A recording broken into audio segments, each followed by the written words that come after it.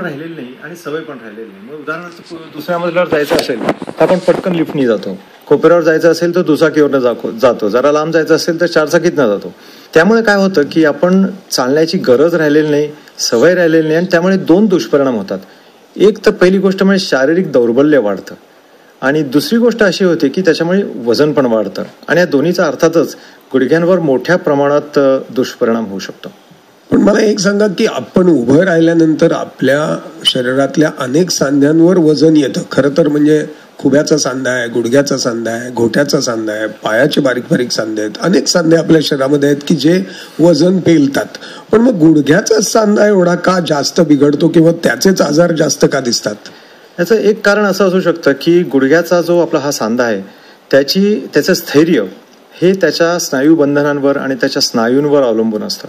याच्या उलट खुब्याचा जो सांधा असतो त्याचं स्थैर्य हे त्याच्या हाडांच्या रचनेवर जास्त प्रमाणात अवलंबून असतं आणि त्याच्यामुळे काय होतं की गुडघ्यावर पडणारं प्रति सेंटीमीटर जे वजन असतं ते जास्त पडतं आणि त्याचं स्थैर्य जर स्नायूंवर अवलंबून असल्यामुळे स्नायू जर दुर्बल झाले तर त्याच्यावर जास्त परिणाम दिसू शकतो.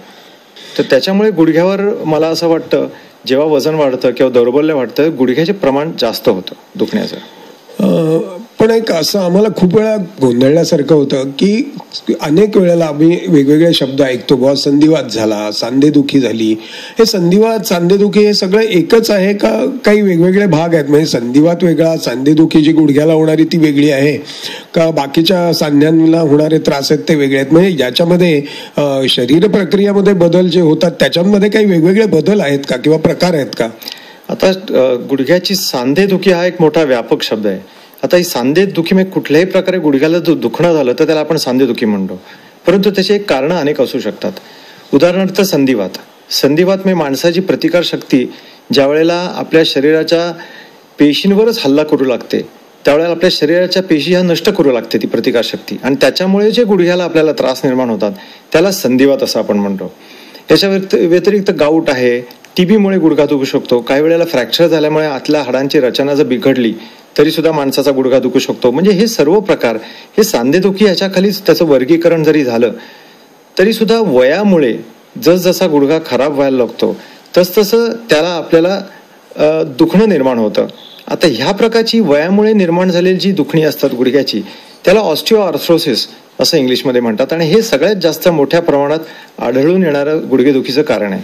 पण मग मला सांगा की आता हे झीज होऊन होणारे जे काही आजार आहेत की ज्याच्यामुळे पेशंटला काही वेळेला किंवा मंडळींना चालण्याविषयी त्रास होतो त्या आजारांच्या विषयीच्या अनेक उपाययोजना आता आम्ही ऐकतो. म्हणजे कित्येक वेळेला फार अगदी गुडघे बदलण्याच्या शस्त्रक्रिया सुद्धा त्याच्यामध्ये आम्हाला लोक करून घेताना दिसतात, उत्तम बरे होतात. पण मग काय काय प्रकारच्या उपाययोजना आहेत आणि त्या कुणी करायच्या जर आम्हाला त्याची माहिती द्याल थोडी. पूर्वीच्या काळी काय व्हायचं की गुडघे दुखायला लागले की सर्वसाधारणपणे त्याला आपण सांगायचो की तू विश्रांती घे, हातात काठी घेऊन चाल, गरम पाण्याने शेक किंवा वेदनानाशक गोळ्या घे. मग ढोबळमानाने पूर्वीच्या काळात गुडघेदुखीची ही ट्रीटमेंट तेवढीच असायची. आता त्यात अनेक प्रकारचे अनेक नवीन साधनं, नवीन प्रकारच्या उपचार पद्धती पण उपलब्ध झालेल्या आहेत. त्यातली एक उपचार पद्धती म्हणजे असं की गुडघ्यात हल्ली एक इंजेक्शन देता येतं ज्याला हायली क्रॉस लिंक्ड हायलुरोनिडेज असं म्हणतात. तर हे जे इंजेक्शन आहे ते स्टिरॉइडचं इंजेक्शन नसतं, म्हणजे ते वेदनानाशक इंजेक्शन असं नाही आहे. या इंजेक्शनमुळे एक प्रकारे गुडघ्यात आतला लुब्रिकेशन आपण सुधारतो. म्हणजे गुडघ्यात आतमधलं जे तेल असतं त्याची वृद्धी कशी होईल हे आपण ह्या इंजेक्शनमुळे बघतो. तर ते इंजेक्शन आपल्याला देता येतं आणि एवढं सगळं करून सुद्धा म्हणजे एखाद्या माणसाने वजन कमी केलं, गोळ्या घेतल्या, विश्रांती घेतली, शेकलं, काठी घेतली तरी सुद्धा एखाद्या माणसाला जर अतिशय चालताना क्लेश व्हायला लागले, जगणं दुरापास्त झालं तर अशा वेळेला मात्र मग काहीतरी शस्त्रक्रिया करून आपण त्याच्यावर उपाययोजना करायला लागते. अशा वेळेची शस्त्रक्रिया म्हणजे अगदी म्हणजे सगळ्यात हल्ली जी खूपच मोठ्या प्रमाणात करण्यात येते ती म्हणजे सांधे रोपणाची शस्त्रक्रिया. म्हणजे जिथे आपण गुडघ्याचा खराब झालेला भाग असतो तो काढून टाकतो आणि त्या जागी कृत्रिम सांधे रोपण करतो. या गुडघे बदलण्यावरनं डॉक्टर आठवलं की हे ऑपरेशन करून मंडळी आता गुडघे बदलल्यानंतर सुद्धा छानपैकी चालताना दिसतात. पण काही वेळेला असं वाटतं की हे गुडघ्या बदललेल्या मंडळींनी किती चालायला पाहिजे, किंवा काय बुवा त्यांना धावता येईल का, किंवा त्यांना मांडी घालून बसता येईल का, कोणत्या प्रकारची काळजी त्यांनी घ्यायला पाहिजे की ते नेहमीच्या नॉर्मल गुडघ्या इतकाच त्यांचा गुडघा वापरू शकतील का? आता पहिली गोष्ट मला एक सांगाविषयी वाटते की गुडघ्याच्या ह्या सांधेरोपणाच्या शस्त्रक्रियेचा मुख्य उद्देश हे गुडघ्याची वेदना ही नाहीशी करणं हा आहे. तर त्याच्यामुळे एकदा त्याची वेदना गेली गुडघ्याची की त्यानंतर कितीही जरी चाललं तरी स्वतः ते गुडघ्याच्या दृष्टीने आणि शारीरिक दृष्टी चांगलंच असतं. आणखीन एवढंच नाही तर आम्ही लोकांना प्रोत्साहन देतो की गुडघ्याचं सांधेरोपणाची शस्त्रक्रिया झाल्यानंतर आपण भरपूर चाला, असा उलट आम्ही त्यांना प्रोत्साहन देतो. परंतु त्याच वेळेला काही गोष्टीचा मात्र आम्हाला त्यांना थोडीशी सावधगिरी बाळगायला लागते. म्हणजे ही शस्त्रक्रिया केल्यानंतर आम्ही रुग्णांना सांगतो की तुम्ही कुठल्याही प्रकारचे धक्काबुक्कीचे शारीरिक खेळ खेळू नका. म्हणजे उदाहरणार्थ फुटबॉल, हॉकी, व्हॉलीबॉल या प्रकारचे खेळ न खेळल्यास जास्त चांगलं. रुग्ण चालू शकतात, उठू बसू शकतात, जिना चढू शकतात, किंबहुना मांडी सुद्धा व्यवस्थित घालून बसू शकतात आणि कितीही चालले तरी सुद्धा त्यांना काही त्रास होत नाही, ही मात्र गोष्ट सत्य आहे. डॉक्टर, अलीकडे आपण आता ही पुण्यात वॉकेथॉन झाली तशा अनेक मॅरेथॉनच्या सुद्धा पळण्याच्या शर्यती आपण बघतो आणि त्याच्यामध्ये कितीतरी मोठमोठे अंतर त्याच्यामध्ये दिसतात, 11 किलोमीटर, 20 किलोमीटर, आणि मंडळी त्याच्यात धावत असतात. कित्येक मंडळींना त्याच्या आधी सवय असते नसते आणि त्याच्यामुळे असं होतं की ह्या मंडळींच्या चालण्याचा त्यांच्या शरीरावर कसा परिणाम होईल, काय होईल याची काळजी वाटते. एक आम्हाला जरा सांगा की कोणत्या मंडळींनी चालावं, कोणत्या मंडळींनी पळावं, किंवा त्याविषयी विशेष काय काळजी घ्यावी? तसं पळणं चालणं हे अत्यंत आरोग्यदायी अशीच क्रिया आहे. त्यामुळे माणसाने कुठल्याही चालणं हा सहज धर्म आहे माणसाचा. माणसाची शरीराची रचना, पायाची रचना ही चालण्यासाठीच निर्माण झालेली आहे. तर त्याच्यामुळे कुठल्याही माणसाने चालायला पळायला काहीच हरकत नाही. परंतु त्यात सुद्धा गोष्ट अशी आहे की ह्या किती चालावं असं तुम्ही म्हणताय किंवा किती पळावं, तर हे माणसाच्या आवडीवर आणि माणसाच्या क्षमतेवर अवलंबून असतं.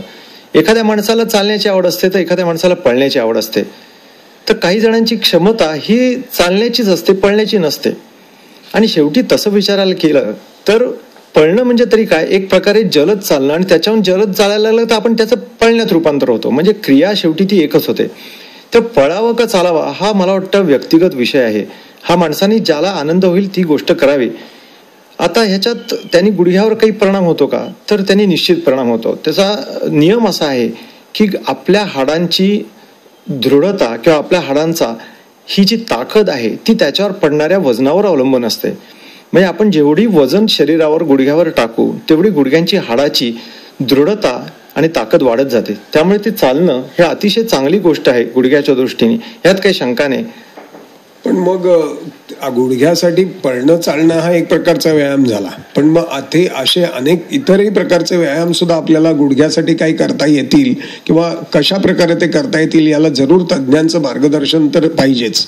तुम्ही याविषयी आम्हाला कसा सल्ला द्याल की कोणते व्यायाम करावेत, किती करावेत वगैरे? आता पहिली गोष्ट मी व्यायामाचा उद्देश काय मी असं सांगतो.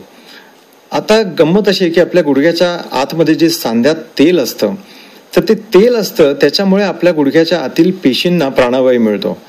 पण गंमत अशी आहे की त्यांना कुठल्याही प्रकारे रक्तप्रवाह आतल्या खुर्चेला नसतो. म्हणजे आतल्या खुर्चेचा जो प्राणवायू आहे तो त्यातल्या तेलातनं मिळतो. आणि तो केव्हा मिळतो तर ज्या वेळेला आपण शारीरिक हालचाल करतो, ज्या वेळेला आपण गुडघा हलवतो त्यावेळेला हे तेल जे असतं ते आतल्या पेशींना प्राणवायू पोहोचवतं. म्हणजे थोडक्यात काय सांगायचं की आपण जेवढा गुडघा हलवू तेवढं त्यातल्या तेलाची निर्मिती जास्त होते आणि त्यामुळे आतल्या पेशींना प्राणवायू जास्त प्रमाणात पुरवला जातो.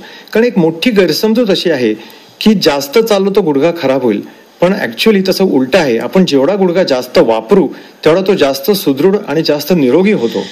पण म्हणजे नक्कीच तुमच्या सांगण्यावरनं आता आम्हाला सगळ्यांना असं वाटतंय की आपण चालणं हे अतिशय जरुरीचं आहे. आपला सांधा हालता चालता ठेवला पाहिजे आणि त्या दृष्टीने मग आपण ज्या वेळेला ह्या सगळ्या गुडघे वापरतो त्यावेळेला त्याचा आपल्याला जरूर फायदा होईल.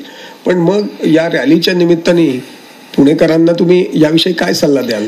सल्ला एक देईन मी की तुम्ही तुमचं गुडघेदुखीचं प्रमाणात ठेवायचे असेल, टाळायचे असेल तर 3 गोष्टी करा. पहिली गोष्ट, हा आहार चांगला ठेवा, वजन कमी ठेवा आणि व्यायाम करा. म्हणजे चाला. आणि कसं चाला तर नुसतं चालणं हे साध्य न ठेवता साधन म्हणून चाला, जगण्यासाठी चाला, आनंदाची साडा. म्हणजे काय होईल की म्हणतात तसं राह बनी खुद मंजिल पिछे रह गेली मुश्किल असं होऊन जाईल. वा डॉक्टर, तुम्ही आज इथे आलात आणि या कार्यक्रमामध्ये आम्हाला या सगळी माहिती दिली, त्यामुळे आमच्या श्रोत्यांच्या सर्वच शंका मनात दूर होतील. आणि जागतिक आरोग्य दिन पुढच्या वर्षीचा जो आहे की ज्या वर्षी ही परत वॉकेथॉन असेल त्यावेळेला नक्कीच माझ्या अंदाजाने 4,000 आणखीन 10,000 20,000 लोक त्याला येतील. आणि अशा त्या वॉकेथॉनलाही आपण सर्वांच्या वतीने शुभेच्छा देऊया. आपण इथं आलात त्याबद्दल परत एकदा धन्यवाद. धन्यवाद. श्रोते हो, आत्ताच आपण पुणे डॉक्टर्स चॅरिटेबल ट्रस्ट द्वारा प्रायोजित भरपूर चाला गुडघे दुखी टाळा या विषयावर डॉक्टर संजीव गोखले यांची डॉक्टर अनिल पानसे यांनी घेतलेली मुलाखत ऐकलीत.